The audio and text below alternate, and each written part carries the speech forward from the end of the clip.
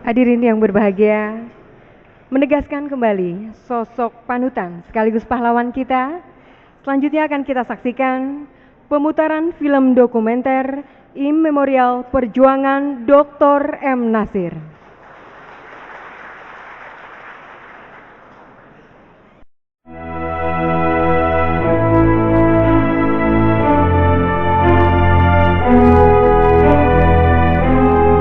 Republik yang telah diproklamirkan dengan resmi diobrak-abrik Belanda dengan segala tipu daya, dibagi-bagi menjadi beberapa negara bagian, dan dijadikannya republik kita menjadi republik serikat, di mana republik yang sah hanya merupakan bagian kecil dari republik buatan si penjajah.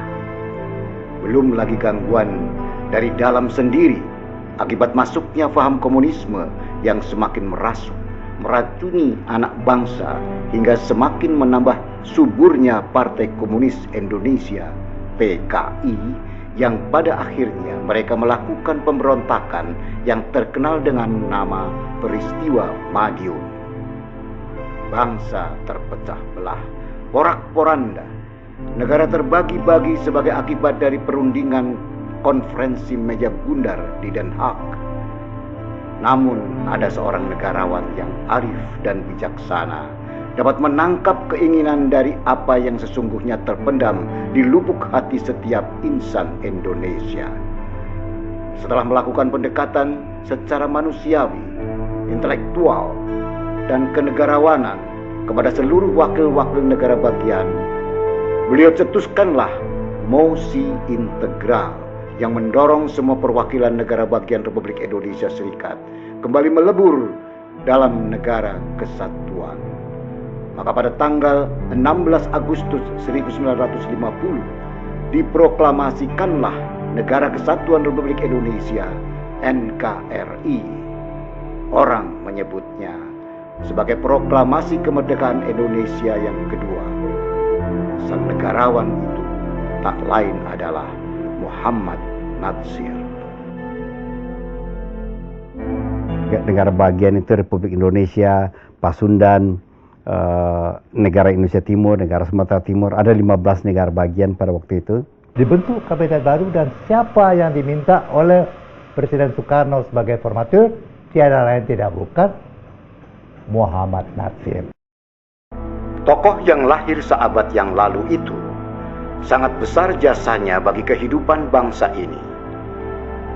Namun apakah kita sebagai generasi yang ditinggalkannya cukup menteladani sepak terjang beliau dalam perjuangannya membangun negeri ini dari keterpurukan? Kalau 100 tahun atau 1 abad Muhammad Natsir dilewatkan begitu saja tanpa mengenang pandangan-pandangan begitu, maka bangsa ini yang dirugikan. Saya mencatat salah satu yang dapat kita jadikan teladan dari Pak Nasir adalah sikap konstitusionalis beliau. Setiap kali bicara, beliau sangat terukur. Setiap kali menyampaikan ide-ide, menyampaikan pandangan-pandangan, termasuk pandangan politik, semuanya terukur dengan dasar landasan konstitusi. Termasuk pun ketika beliau terlibat PRRI bersama Pak Saab, Pak Burhanuddin Harahap, beliau juga selalu melihat hal itu dalam kacamata konstitusi. Menjadi tanda tanya besar bagi kita ketika kita tahu bahwa Bung Karno pernah mengangkat beliau menjadi Perdana Menteri setelah diproklamasikannya Republik ini untuk yang kedua kalinya menjadi Negara Kesatuan Republik Indonesia. Sementara kita tahu bahwa di antara kedua tokoh tersebut terdapat jurang pemisah yang cukup lebar dalam hal pemikiran-pemikirannya tentang kenegaraan. Bahkan oleh Bung Karno, beliau pernah meringkuk dalam penjara. Jadi saya tanya pada Pak Hatta, Pak, itu mengapa Bung Karno angkat Pak Natsir sebagai formatir kabinet waktu NKRI berdiri? Bung Hatta enak aja ngomong, Natsir itu kan anak kesayangan Soekarno. Tentu saja kaget saya. Iya, di waktu revolusi mereka akrab sekali. Nah, sekali waktu saya ketemu dengan Pak Natsir, Pak, kata Bung Hatta, Bapak dulu kesangan Bung Karno ya? Pak Natsir ketawa, ya dulu kami akrab. Waktu revolusi kami akrab. Bahkan sering juga pidatonya itu saya yang bikinkan draftnya. Jadi baru pecah Soekarno Natsir itu. Menurut Hamid Al-Qadri, itu ketika kabinet Natsir mengadakan perundingan dengan Belanda mengenai soal Irian Barat. Nah, perundingan itu gagal, tapi akhirnya ditunda. Dan waktu kabinet melapor kepada Bung Karno tentang hasil perundingan, Bung Karno marah. Mengapa tidak diputuskan saja hubungan diplomasi dengan Belanda? Mengapa tidak dibeselah saja, dinasionalisasi saja perusahaan-perusahaan Belanda? Debat-debat itu akhirnya Pak Natsir mengatakan, Bung, dalam konstitusi kita sekarang yang menentukan policy itu bukan presiden, tetapi kabinet.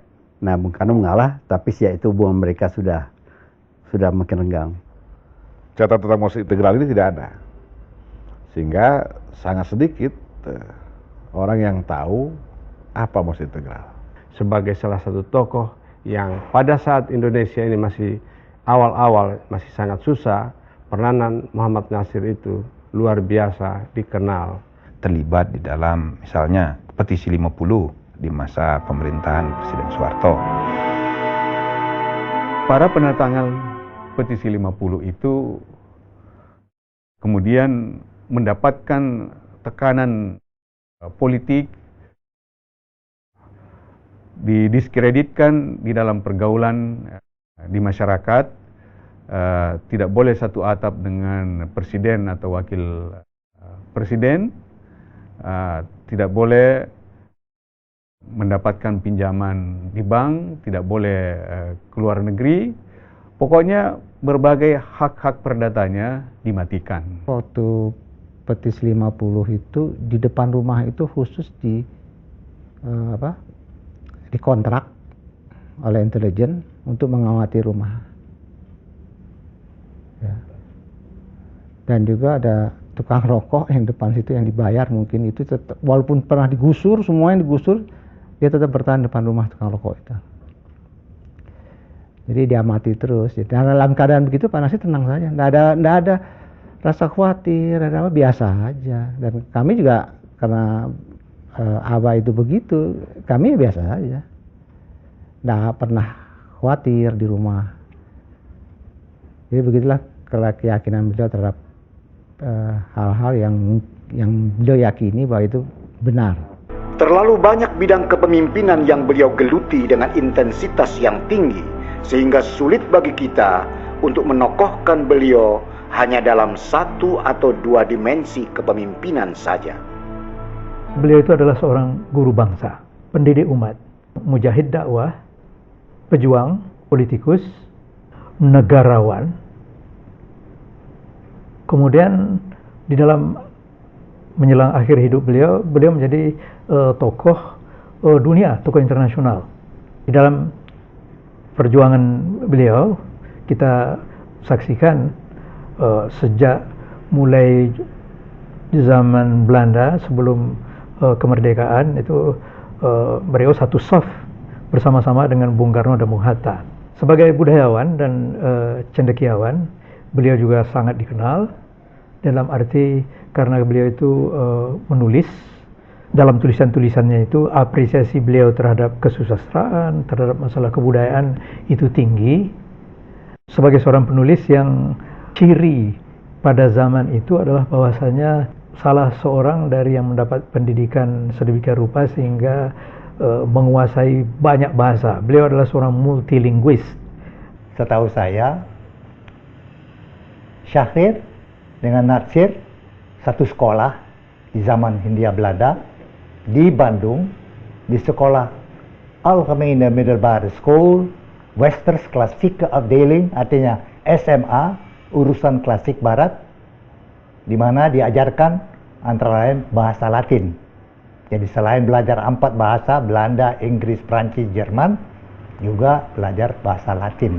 Dalam kiprahnya, Pak Natsir bukan hanya dikenal di dalam negeri, tetapi juga di dunia internasional, ketokohannya sangat diakui. beberapa persoalan umat yang pernah terjadi, seperti di Jepang, itu yang dipercaya untuk menyelesaikannya adalah Pak Nasir. Di Filipina Selatan, dan banyak lagi persoalan-persoalan lain, termasuk Palestina, itu selalu Pak Nasir tampil paling depan dan dipercaya oleh tokoh-tokoh Islam dunia untuk menjadi orang yang menyelesaikan persoalan-persoalan itu. Pada saat itu Pak Nasir mengambil kesempatan untuk datang ke Jepang langsung dan menemui Takeo Fukuda dan menjelaskan persoalan-persoalan pemerintahan baru di Indonesia. Bahaya kehancuran dan diombang-ambingkan gerak sejarah yang menuju labirin ketidakpastian. Rasanya kenangan akan sosok Muhammad Natsir amat pantas untuk kembali dihidupkan.